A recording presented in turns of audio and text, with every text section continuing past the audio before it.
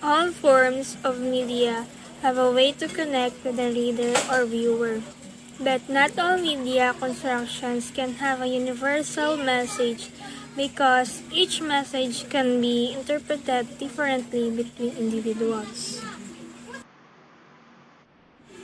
Recently, someone posted a message on Facebook about ordinance providing regulations in the operation of bicycles in the municipality of Daet.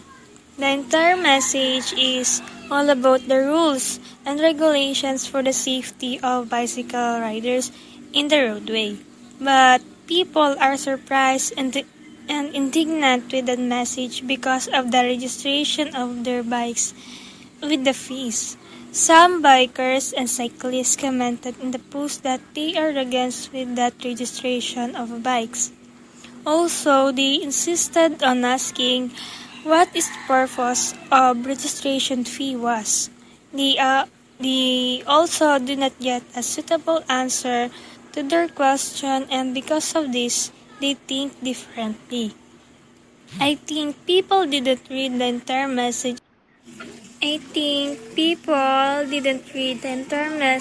of the post and focus on the first paragraph of the message where the registration fee included. The message conveyed to them was strange and could not be fully understood because they were based on their belief that it was unacceptable that they still had to register their bikes with the fees. In that case, giving a message to someone, we should provide of an acceptable message and keep a proper answer to people's question to avoid misunderstanding.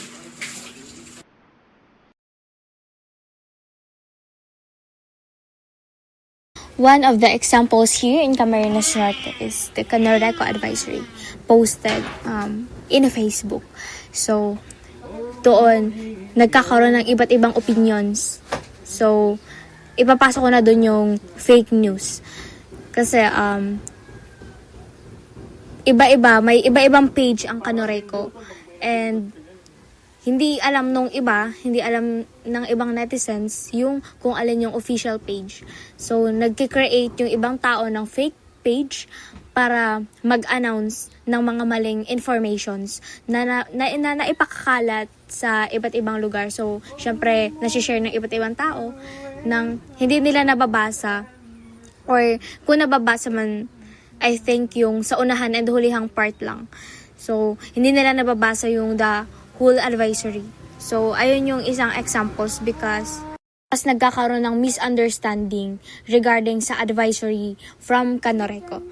And may lack of proper communications because hindi nga natin alam kung alin or some hindi alam yung official page ng Canoreco because marami nga nagka-create. So, ayun. Nahihirapan yung iba't ibang tao na makipag-communicate mismo sa nagawa ng page or mismong sa Canoreco na mga personals. Ayun. Another example is Converge here in Camarines Norte, specifically within this Daet area because bigla-bigla na lang mawawala ng internet connections kasi sabi nila may problem sa server and minsan late na sila nag-a-announce sa Facebook page. Minsan wala nang internet connection then later na sila nagpo-post ng advisory. So, I think isa yun sa mga misunderstandings because why late nang magpo-post kung pwede naman na 1 day before or 2 days before or before pa lang maghina yung signal nila or kung alam na nilang may problem. So, 'di ba, i-announce na agad. Kasi nagkakaroon din ng misunderstandings and nagkakaroon ng iba't ibang opinions na ipopost sa Facebook. So, nagagawan na rin sila ng mga fake page to bash them, to bash Converge. And I think isa yun sa kailangan nilang i-improve yung internet nila and magawa nila ng actions regarding dun sa problem na yun. Each person interprets messages differently. So another instance is when the Facebook page of Go Cam Norte posted the schedule last week for the Bantayog Virtual Festival. Someone commented saying that they should stop the event because of the increasing cases of COVID-19. That person misinterpreted the poster of the released schedule and assumed that the said event would be happening face-to-face when in fact it will be virtually to avoid social gatherings. It was explained politely to him or her by one of the provincial tourism staff and head coordinator of the event to clear confusion, misinterpretation, and misinformation. In that case, I think that the person doesn't fully read the caption or just misunderstand the post because it was a Bantayog celebration. He thought that it was not good to have such an event because of our current situation. So it means that we all have different perspectives and interpretations. If one perceives a message in a good way, it might be perceived by others in a bad way. Therefore, to prevent any conflicts, we should learn how to evaluate message properly.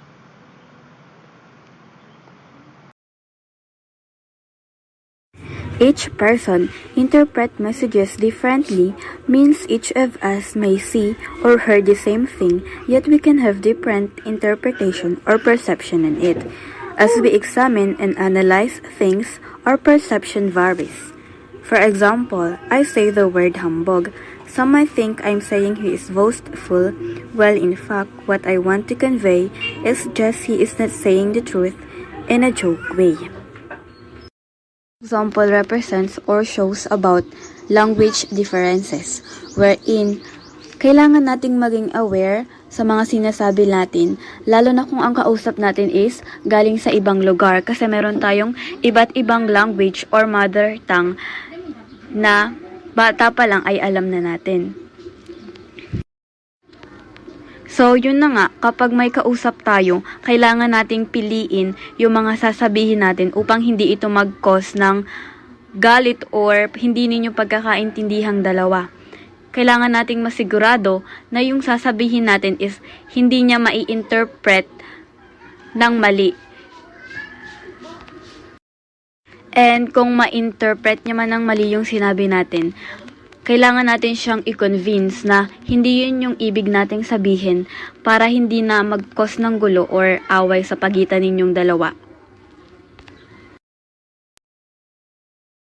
To conclude, communication based from Google is the fundamental to the existence and survival of humans as well as to an organization. It is a process of creating and sharing information, ideas, views, facts, feelings, or among the people to reach a common understanding. So basically, may binanggit dito na facts and informations among people. So dapat nangangalap tayo ng mga legit or liable sources and informations na hindi tayo nagbe-base sa opinions lang ng ibang tao or sabi-sabi lang na ay ganito daw magbe-brown out, ay ganito daw dito mangyayari. So walang kasiguraduhan, so not sure or not 100% sure tayo dun sa mga sinasabi. So mahalaga na galing mismo sa informant. And before tayo maniwala sa mga sinasabi nila, mahalaga na mabasa natin lahat ng informations from the start to the end. And also, huwag tayong maniwala sa mga sabi-sabi. At dapat, mag-use natin yung knowledge natin mismo sa pangangalap ng mga liable informations. Yun. Tapos yun na, karagdagan lang, dun sa sinabi ni Bianca, think before you click. Ask first your questions kung hindi mo talaga naintindihan instead of saying harsh things dun sa isang tao. Tapos, kung iba naman yung pagkakaintindi niya dun sa isang bagay, irespeto natin yung pag-unawa niya at i-correct yung pagkakamali niya. Yun lang.